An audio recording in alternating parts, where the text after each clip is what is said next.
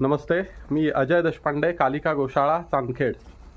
आज 1 जानेवारी 2026 आणि आज आपल्या गोशाळेमध्ये शुभागमन झालेलं आहे नंदी महाराजांचं. याचं नाव आहे बगर. हा इतकी वर्ष ऊस तोडणी कामगारांकडे काम करत होता.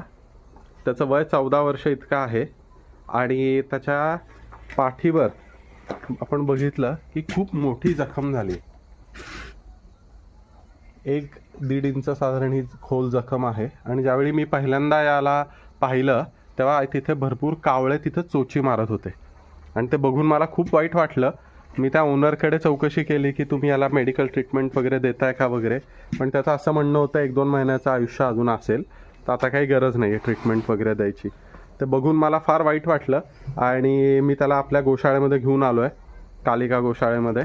आणि 3-4 दिवसांपासून मागं लागल्यानंतर आज फायनली आलो आहे गोशाळेमध्ये. त्याला घेऊन येता आलं आपल्याला. इतके दिवस तो नुसता एकाच जागेवर उभा असायचा आणि दिवस रात्र कुठली वर शेड नाही, काही नाही, सतत पक्षी येऊन त्याला मारायचे, चोची मारायचे आणि तो अत्यंत अगतिकपणे उभा असायचा.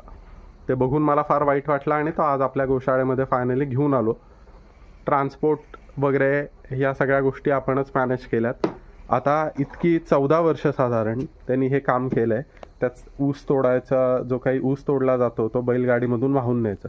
त्याचे परिणाम बघाल तर त्याचे पाय बघा कसे झालेत, पायाचा आकार बघा कसा झाला आहे, त्याच्या पायाची खुरं किती मोठी आहेत ते बघा. अजून तो जरा रुळतोय आपल्या इथे.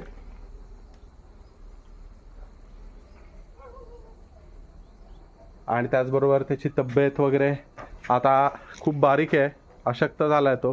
पण मला खात्री आहे आपल्याकडे आल्यावर त्याच्यात थोडी तरी सुधारणा नक्कीच होईल आणि आधी जिथे होता त्यापेक्षा आपल्या गोशाळेमध्ये नक्कीच आपण त्याला चांगलं आयुष्य देण्याचा पूर्ण प्रयत्न करणार आहोत.